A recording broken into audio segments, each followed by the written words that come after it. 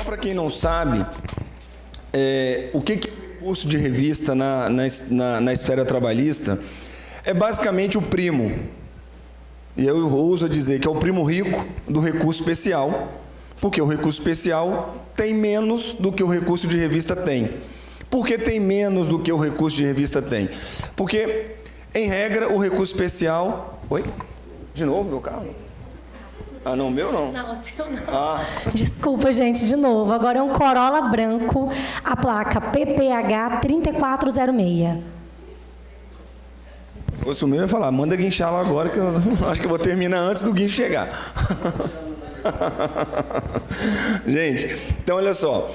O recurso de revista, ele é o primo rico do recurso especial. Por que o recurso especial, via de regra, é um recurso que serve para atacar somente violações à lei infraconstitucional, vamos colocar assim de regra.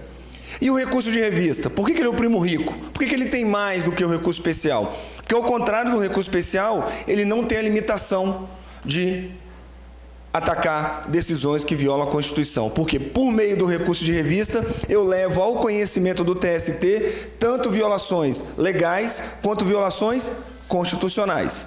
E do TST para o Supremo, eu só posso levar a violação à Constituição. Então, no âmbito trabalhista, o recurso de revista, ele tem uma função mais ampla do que a do recurso especial na Justiça Comum.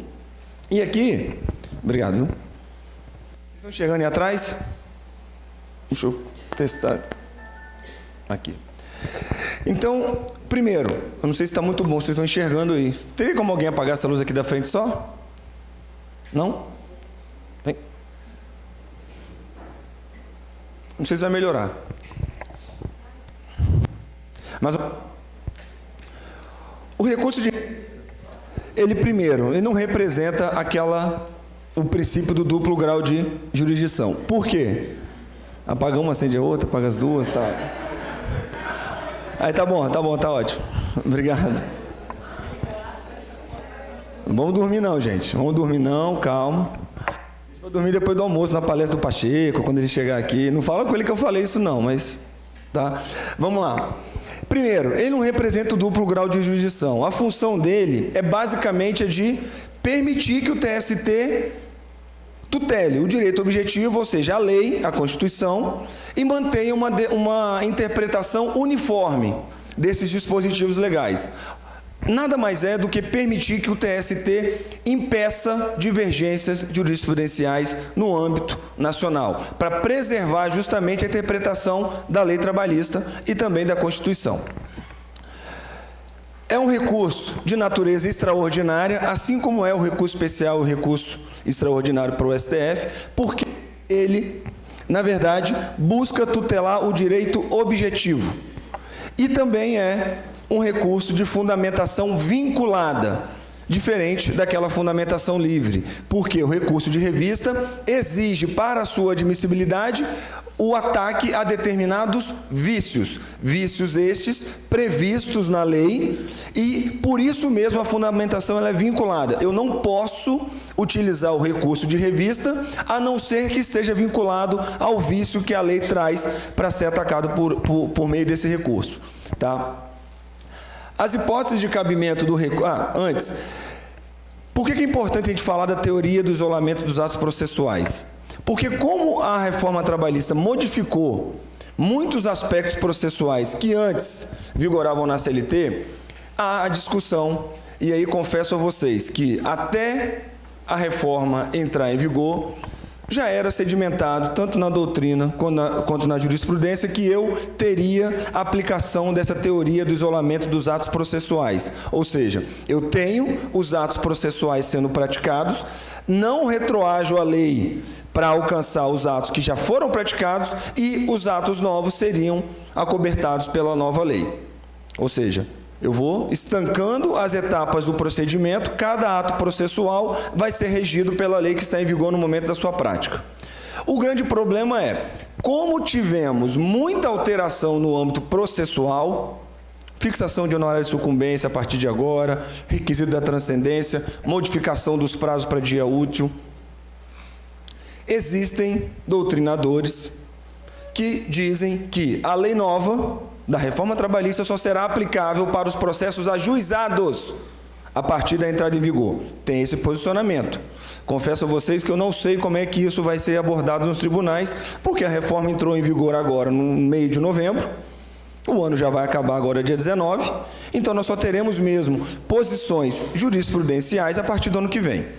Mas existem posições adotando a teoria do isolamento dos atos processuais, e existem posições dizendo que só vão aplicar as normas processuais para os processos novos. E claro, né, na fusão dessas duas posições, tem gente que aplica uma coisa para os processos antigos e tem gente que aplica outra coisa para os processos novos.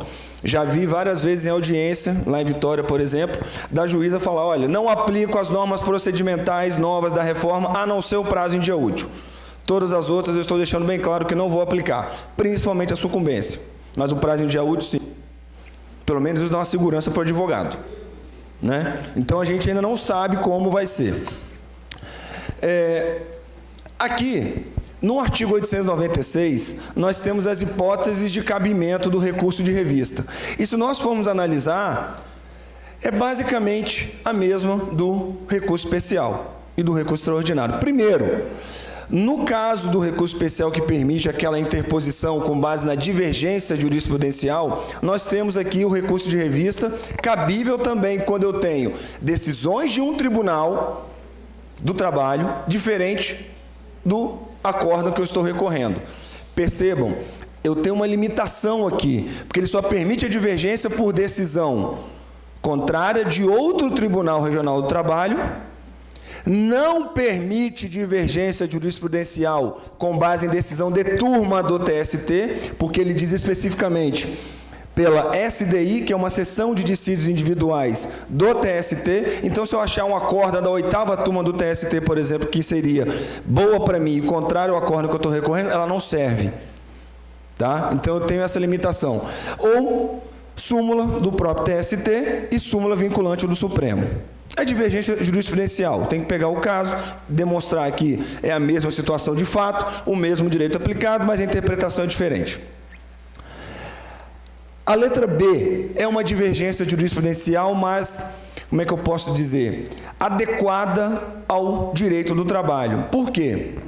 Ele fala divergência jurisprudencial em relação à norma coletiva, acordo ou convenção coletiva, sentença normativa, que é justamente a sentença que julga o dissídio coletivo quando não há acordo ou convenção coletiva, regulamento de empresa, lei estadual, que são de observância em mais de uma região. E aí, só para visualizar, vamos pegar uma empresa de âmbito nacional. Vamos dar o exemplo da Vale, por exemplo. A Vale tem no Espírito Santo, tem em Minas, tem no Rio, tem no Maranhão, tem no Pará, tem praticamente no Brasil inteiro. Então, é natural que eu tenha um regulamento empresarial da Vale que seja aplicado no Espírito Santo, em Minas, no Maranhão, no Rio, em vários estados. Não é natural? E, para quem não sabe, quem não atua, o regulamento empresarial, ao prever direitos para o empregado, ele incorpora o contrato de trabalho. Então, o TST não pode permitir que um regulamento de empresa, que é uma norma heterônoma de Constituição de Direitos, tenha interpretação no Espírito Santo de um jeito, em Minas de outro jeito, na Bahia de outro jeito, no Maranhão de outro jeito. Então, também para uniformizar o entendimento dessas normas específicas do direito do trabalho, o TST também pode analisar a divergência jurisprudencial, que não é da lei, mas dessas outras fontes de direito do trabalho. Tá? E, por fim, a clássica, aquelas que são proferidas contrariando lei ou Constituição. Eu tenho que analisar a violação expressa da lei ou da Constituição. Tá? Só para a gente manter aqui essa questão do cabimento. Por ser um recurso de natureza extraordinária, também exige o pré-questionamento. E aqui, eu sempre gosto de falar, ali era vermelha a letra, tá? Não sei porque ela está amarela não, mas é vermelha ali, aqui, tá? Mas a súmula 297 do TST, ela estabelece que, para haver pré-questionamento, basta que o tribunal adote tese explícita a respeito. Tá? E lembrando que, antes mesmo do CPC, do artigo 1025, que é o que está de amarelinho ali, mas na verdade é vermelho, Vocês estão vendo aqui que é vermelho? Eu não estou mentindo, tá? É vermelho. Então, antes mesmo do artigo 1025, já havia no inciso 3 da súmula 297 a possibilidade de os embargos de declaração para fim de pré-questionamento e o tribunal mantém a omissão e não pré-questiona, é considerado aquele pré-questionamento implícito. Tá? Então, isso já tinha no processo de trabalho e depois, hoje, com muito mais razão de ser, com o artigo 1025 do CPC. Também, evidenciando a necessidade do pré-questionamento, nós temos a súmula 184, que fala que, quando eu não tiver pré-questionamento, cabe ao recorrente embargar para obter essa finalidade, sob pena de preclusão. Ou seja, eu tenho que dar uma segunda chance para o tribunal pré-questionar a matéria. E se ele não fizer, eu tenho dois caminhos. Ou tentar utilizar a aplicação do pré-questionamento implícito, ou fazer aquela clássica preliminar de negativa de prestação jurisdicional. Tá? Aqui, gente, a OJ 256 também enaltece a necessidade de interposição dos embargos de declaração sob pena de preclusão. E no artigo 896, parágrafo 1º-A, em 2014, ele foi inserido na CLT para trazer alguns requisitos de regularidade formal do recurso de revista, que, caso não atendidos, implicam o não conhecimento desse recurso, como a transcrição do trecho em que está o pré-questionamento, indicação específica e individualizada de cada dispositivo legal, indicação específica e individualizada de cada divergência jurisprudencial, sob pena de não conhecimento. Tá? E aqui é só interessante dizer, lá ele fala transcrever o trecho do pré-questionamento. Muitas vezes a gente vê o advogado e fala assim, o trecho está aqui, põe o acórdão inteiro. Ou o tópico inteiro. É isso que a norma quer? Não.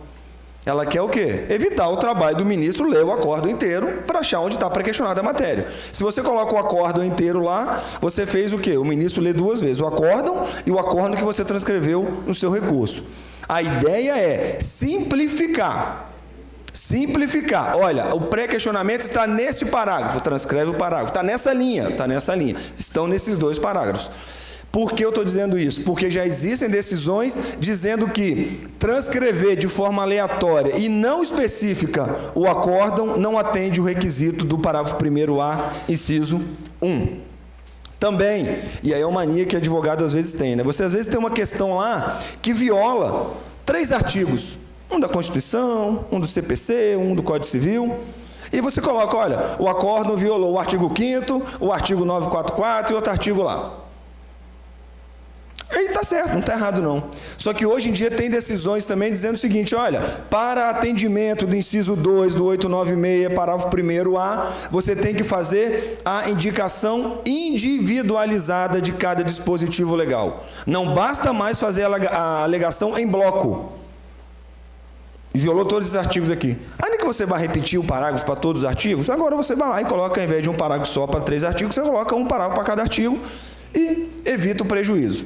Eu sempre falo, né, que enquanto você, advogado, está lá fazendo o seu recurso, todo esperançoso, com os olhinhos brilhando, achando que você vai conseguir reformar a decisão que foi contrária, tem alguém do outro lado pensando numa forma de não conhecer o seu recurso. Essa é verdade. Essa é verdade. Porque a gente viveu anos aqui de jurisprudência defensiva. Não vamos negar. E por que eu estou dizendo isso? Porque o CPC ele veio justamente mudar o paradigma de formalidade, ele veio reduzir a formalidade para privilegiar o julgamento de mérito. A gente viu isso em formas de sanabilidade de vícios para preservar o julgamento de mérito. E aqui, quando eu for falar da transcendência, a gente vai ver que a CLT andou para trás em relação a isso. Tá? Impactos da lei 13.467 no âmbito recursal de forma geral. Primeiro, contagem do prazo recursal em dias úteis. E aí eu confesso para vocês, quando eu comecei a ouvir as críticas a respeito da reforma trabalhista, e quando eu vi esse artigo aqui, eu pensei comigo mesmo, como é que alguém pode criticar uma lei que traz o prazo em dia útil? Não é possível. Porque, gente, ainda mais no processo de trabalho, que prima pela celeridade. E eu digo para vocês, celeridade quer dizer rapidez? Nosso colega aqui mesmo disse. Mas ele também disse. Será que eu quero um processo célere? Será que eu vou ter um processo que eu ajuizo hoje, semana que vem eu vou ter uma sentença? Pode ser que sim. Vai ser um processo que preste? Eu tenho certeza que não. Porque não vai observar tempo de defesa, não vai observar tempo de análise, não vai respeitar garantias mínimas processuais para que você tenha segurança. Então, celeridade não quer dizer rapidez. Na minha opinião, celeridade quer dizer não crie obstáculos desnecessários para o processo andar, porque ele vai demandar tempo. E aí a maior crítica que se fez, mas agora esse prazo em dia útil vai prejudicar a razoável duração do processo. Vamos falar a verdade? Prazo em dia útil, na semana são 2 dias a mais. Você tem que cumprir o prazo. Você, advogado, vai cumprir o prazo.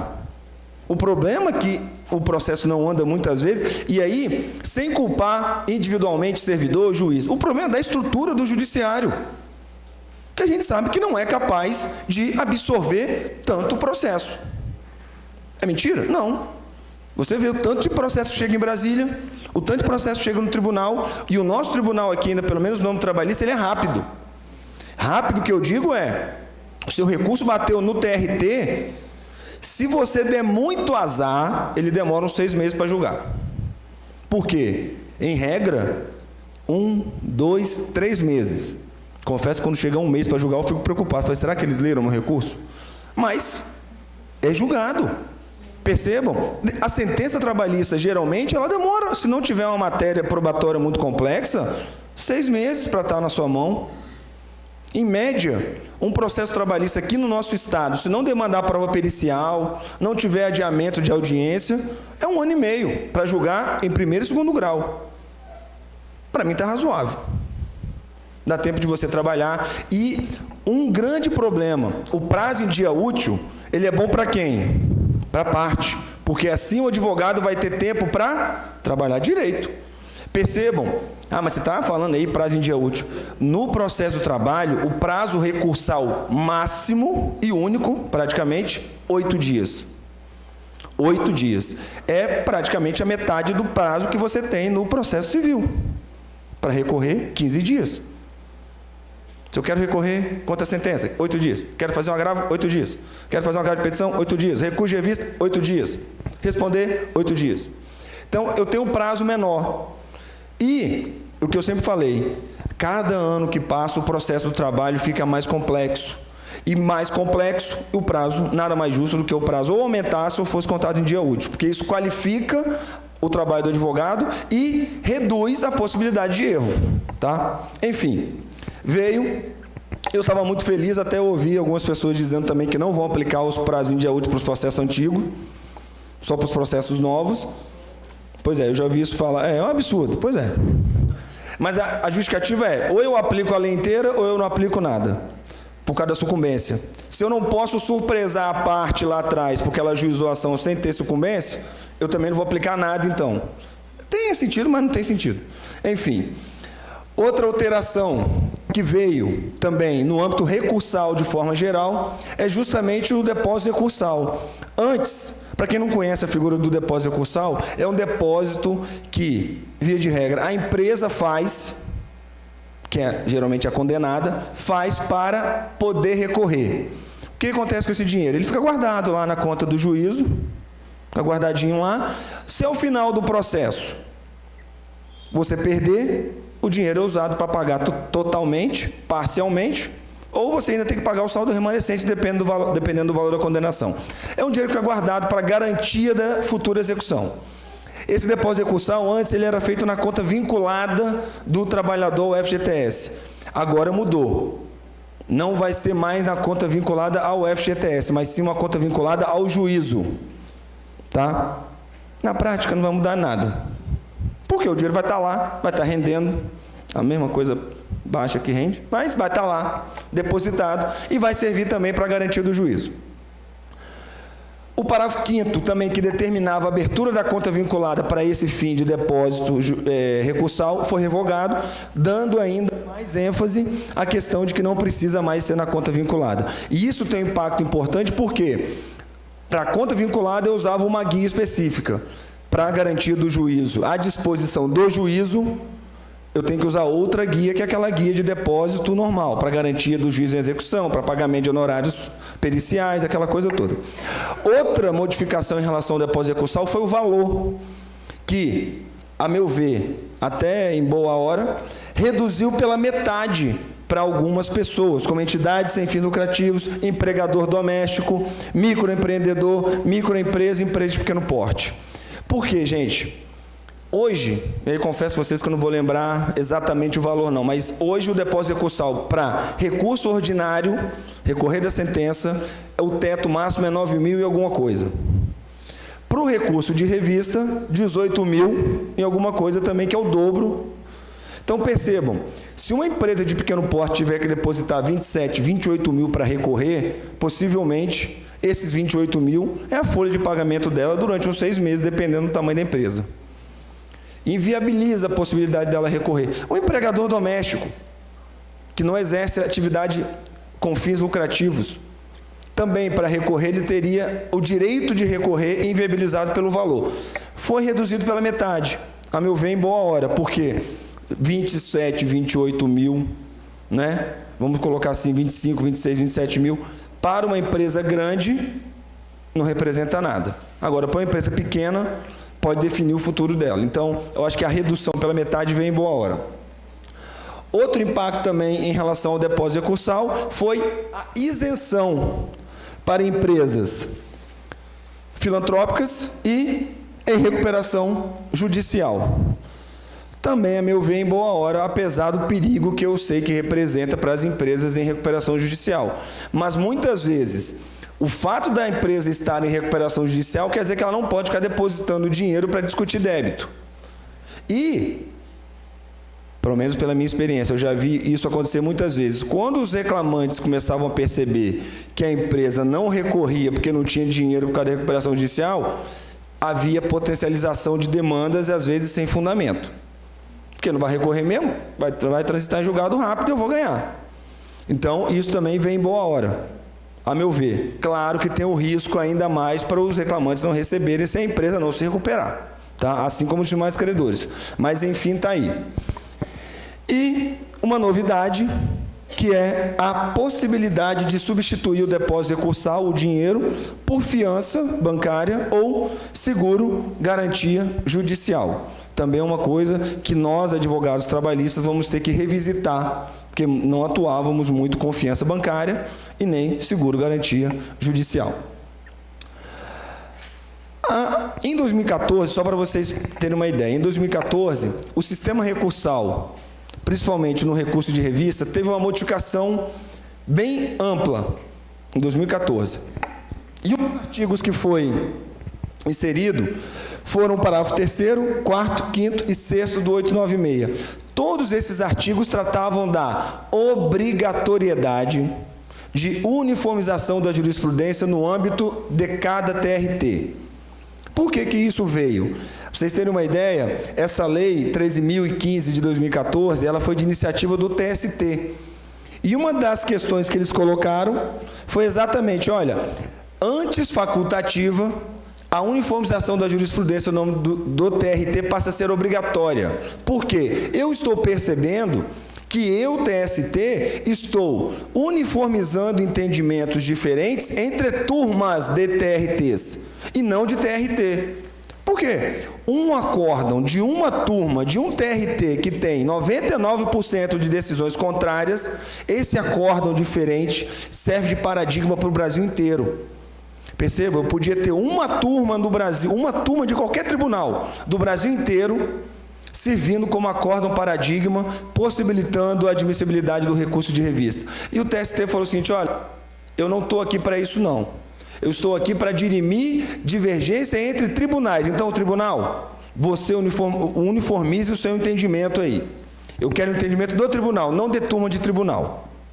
Isso era obrigatório até dia 11 de novembro. Por quê? A Lei 13.467 matou essa criança com 3 anos de idade, sem nem tempo de maturar a ideia. Tá? Mas, então, a partir de agora, não existe mais essa obrigatoriedade de uniformização dentro dos tribunais. E isso vai ficar ruim, a gente vai ver aqui na frente por quê. Oi?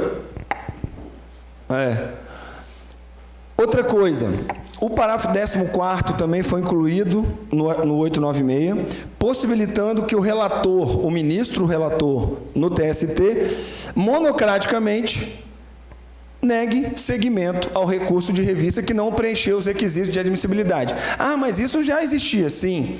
Na súmula 435 do TST, já havia permissão para o ministro relator, fazer isso com base no CPC. Só que a gente tem que lembrar o seguinte, o parágrafo 11º, que estaria lá no vermelhinho também, ele trouxe basicamente a mesma ideia do CPC, de que se o recurso for tempestivo, outros vícios formais que existirem no recurso de revista devem ser sanados, ou seja, o ministro relator vai dar um prazo para a pessoa sanar vícios formais, desde que o recurso seja tempestivo. O único vício insanável é a tempestividade. Está fora do prazo, eu sinto muito.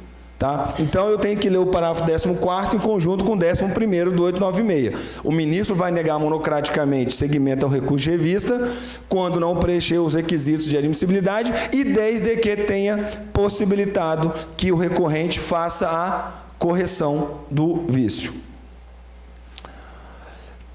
Outra coisa que também veio com a reforma, e é um requisito formal de admissibilidade do recurso de revista, é justamente a necessidade de transcrever, quando o meu recurso de revista tiver preliminar de negativa de prestação jurisdicional. O que quer dizer isso? Embarguei pedindo para você suprir uma omissão. Você não supriu. Você prestou a tutela judicial para mim? Não. Então, eu vou te denunciar para o TST. TST, eu embarguei para o TRT sanar, suprir aquela omissão, e ele não fez isso. Então, ele está violando a lei, manda voltar para julgar meus embargos. Isso é preliminar de negativa de prestação judicial. Hoje, para que o seu recurso de revista seja admitido no aspecto formal, você tem que transcrever no recurso o trecho dos seus embargos. Olha, TST, eu pedi nos embargos, nesse trecho aqui, para ele suprir a omissão. Olha, pá, transcrevi. E transcrever também o trecho do acórdão que julgou os seus embargos de declaração, entre aspas, possivelmente protelatórios, porque se ele não sanou, né, ele vai te aplicar uma multinha também para você aprender, né?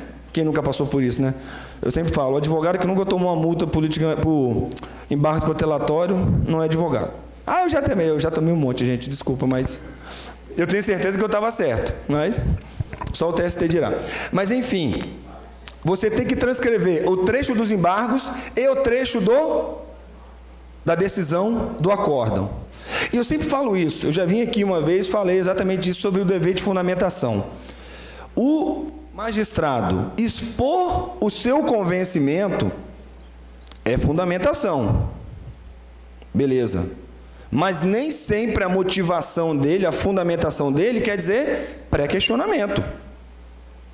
Ele expor o entendimento dele, está ótimo, atende lá o artigo 93. Mas se eu embargar pedindo para ele se manifestar sobre outra questão, que a meu ver é importante, e para mim revela pré-questionamento, não quer dizer que necessariamente o convencimento dele esteja pré-questionando a matéria. E isso é importante. Porque uma decisão motivada nem sempre é uma decisão que pré-questiona a matéria para que você possibilite a interposição do recurso de revista. Mas vamos lá, está todo mundo ansioso para a transcendência. O que é a transcendência? A transcendência no âmbito do recurso de revista é basicamente tem a mesma finalidade e o mesmo objetivo da repercussão geral para o recurso extraordinário, que é demonstrar que o seu recurso ele é digno de ser analisado pela instância extraordinária. No caso do Supremo e do recurso extraordinário, a gente até entende por quê. É a Corte Suprema que vai ditar a interpretação da Constituição, então tem que demonstrar que o julgamento daquele recurso extraordinário ultrapassa, vamos dizer assim, o limite subjetivo daquele processo, porque vai servir para todo mundo em âmbito nacional. Agora, e no âmbito do TST? Para vocês verem um absurdo, imagine se o STJ cria um requisito da transcendência agora também e fala, olha, eu só irei analisar se o seu recurso for importante demais para mim. É basicamente isso que estão dizendo. O TST, com base nessa transcendência, ele vai analisar se o seu recurso é importante demais para ter a atenção dele, TST. Isso, para mim, particularmente, é um absurdo. Porque, primeiro, lembra lá da primeira fala que eu disse? A justificativa da transcendência foi: vamos reduzir o número de recursos para o TST. A gente já vê que isso é mentira, porque não vai reduzir. E por que não vai reduzir? Vamos lá. Primeiro, o parágrafo 1º do 896A, que estava para ser regulamentado, se eu não me engano, há 15 anos, e nunca foi, porque quando ele foi inserido na CLT, deixou para cargo do TST regulamentar, e como eles não queriam regulamentar, não regulamentaram, e veio a reforma e, pô, tá bom, se você não quer fazer, eu faço. E fez. Parágrafo 1º diz: são indicadores, e aí é importante, está em vermelhinho, não cumulativos, porque se fosse cumulativo mesmo, aí que já era tudo, recurso de revista, nunca mais. De transcendência, entre outros. E aí já vem o primeiro problema. Esse entre outros quer dizer o quê? Eu posso ter outros, né? E que outros são esses? Você que é advogado, não tinha nada para pensar hoje, sexta-feira à noite, dorme com essa. Fica pensando em que, entre outros critérios, você vai poder utilizar para justificar a transcendência do recurso de revista que você tem para segunda-feira. Porque a partir de agora você tem que fazer isso. E olha, o 896A caput, ele traz os 4 requisitos para a transcendência: econômica, política, social e jurídica. E no parágrafo 1º, ele vem e fala, olha, primeiro, econômica. Refletindo o caput, ele fala, primeiro critério, econômico, aí a vírgula, o elevado valor da causa.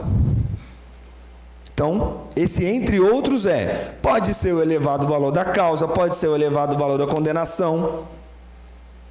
O entre outros me permite exemplificar. Então, quando eu leio o elevado valor da causa, é um exemplo. Posso ter outro de natureza econômica? Posso.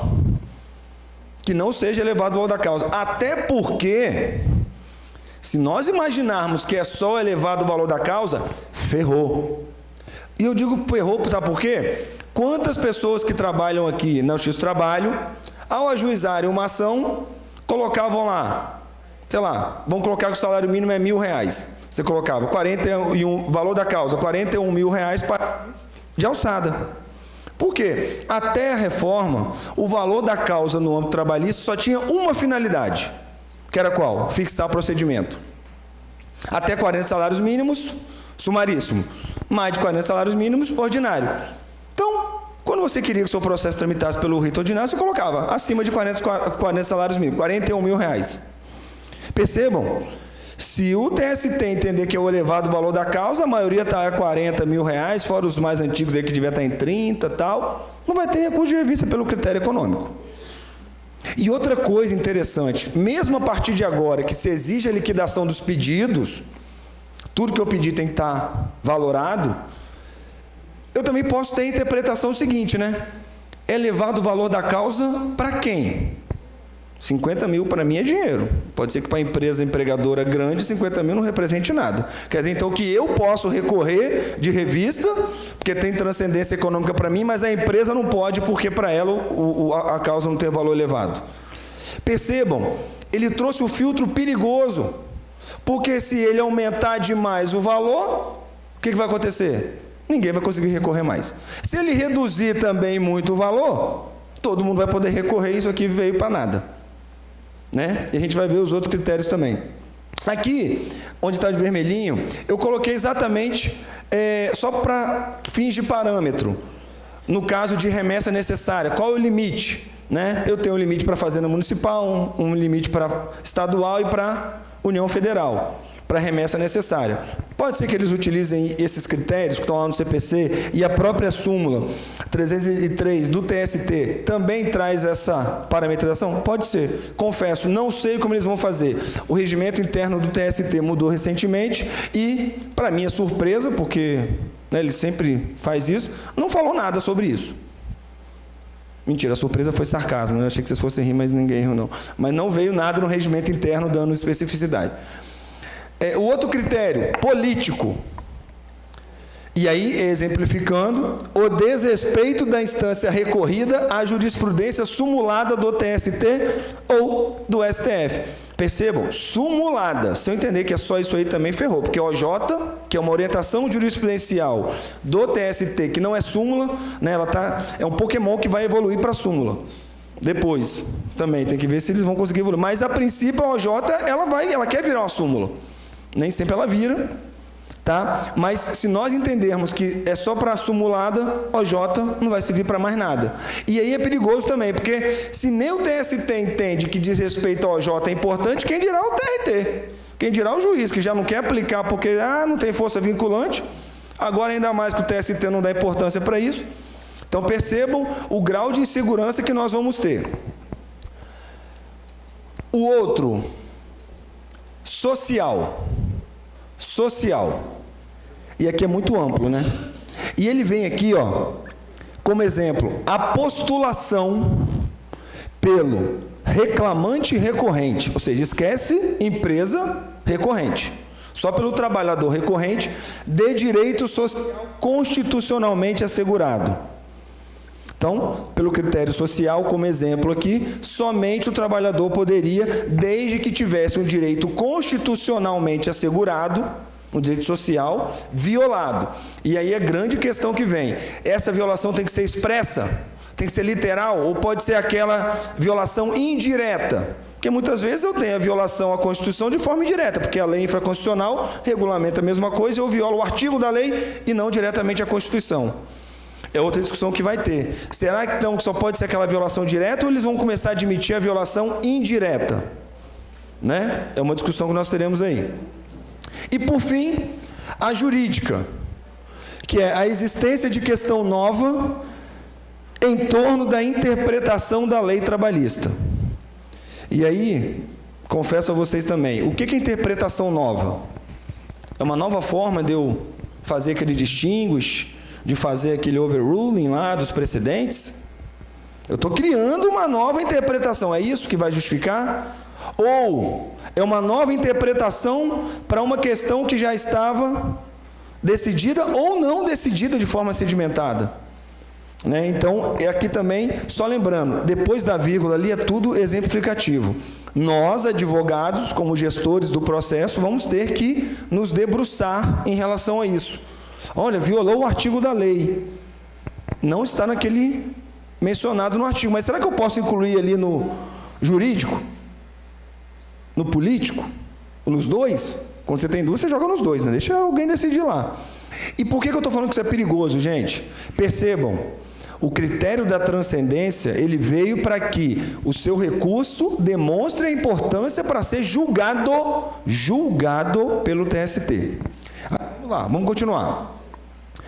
Depois, vem o parágrafo 2º, e aqui traz o segundo, o terceiro, a gente vai ver aqui que traz uma das palavras mais temidas pelos advogados. Primeiro, o relator, o ministro, monocraticamente pode negar seguimento ao recurso de revista que não demonstra a transcendência, cabendo agravo interno para o colegiado lá do TST. Daí tudo bem, monocraticamente, não tem transcendência, não importa para mim, neguei, você pode agravar, ótimo. Ele vem aqui e fala, em relação ao recurso que o relator considerou não ter transcendência, o recorrente poderá realizar sustentação oral sobre a questão da transcendência em 5 minutos. Pelo menos isso. E, lembra, o meu agravo interno é só para discutir transcendência. Então, a minha sustentação oral também é só para transcendência. Pergunta, será que está aberta a possibilidade para o recorrido também? Falar, opa, não tem transcendência mesmo não. Na lei não, mas no regimento interno do TST sim. Ele falou, ó, esse prazo de 5 minutos é para o recorrente e para o recorrido.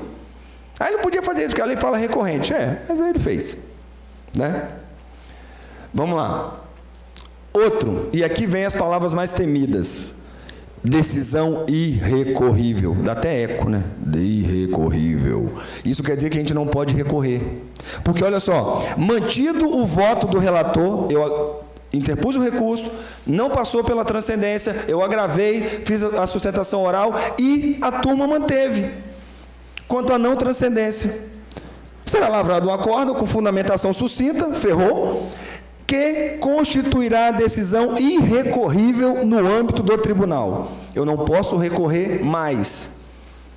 Aí, sempre que a palavra assusta, a gente para de ler nela, né? Mas um fio de esperança vem no âmbito do tribunal. Isso quer dizer que eu vou ter um recurso para o Supremo? E percebam como isso é preocupante, porque se o meu recurso de revista leva matéria infraconstitucional e inconstitucional, se eu entendo que o TST diz que a minha matéria constitucional não é digna, não merece ser analisada por ele, TST, ele está fazendo o que com o Supremo? Privando o Supremo de dizer se a matéria constitucional é ou não importante. Perceba, ele faz uma prévia análise da transcendência, da repercussão geral que o Supremo faria, impossibilitando, porque o Supremo pode falar, né? Peraí, TST, você falou que isso aí não é bom para mim não, mas é bom sim, essa matéria constitucional, você não pode privar a parte de trazer a questão constitucional para mim. Então, isso é uma coisa que nós vamos ter que debater. Essa irrecorribilidade no âmbito do TST e como nós faremos para levar isso para o Supremo. Principalmente e especificamente no caso de decisão que tenha violação à Constituição. Aqui, para não deixar dúvida mesmo do terror que vai ser, o parágrafo 5º também diz: é irrecorrível a decisão monocrática do ministro que, em agravo de instrumento, sua vida já não estava boa, ela piorou, porque seu recurso foi interposto, o presidente do TRT não conheceu, você agravou. Aí, monocraticamente, o ministro vai falar assim: olha, eu até entendo que o seu agravo tem razão, mas esse recurso aqui não tem transcendência. O seu recurso de agravo vai ser provido para conhecer o seu recurso de revista. Mas eu sinto de dizer que, apesar de eu achar que você está certo que o recurso deveria subir, ele não é importante para mim. E essa decisão monocrática no agravo também é irrecorrível. Gente, e qual a gravidade disso para a gente? Qual a gravidade disso? Percebam, eu não tenho nenhum parâmetro para fixar o que é transcendência econômica, política, jurídica e social. Não tenho. Eu tenho exemplo que está na lei. Se eu tornar essas decisões irrecorríveis no âmbito do tribunal, eu corro o risco de cada ministro ter um critério de transcendência diferente. Por quê? Como é que eu vou uniformizar o critério de transcendência dentro do tribunal? Isso é irrecorrível. Ou seja, ninguém vai discutir. Ninguém vai discutir. Enfim.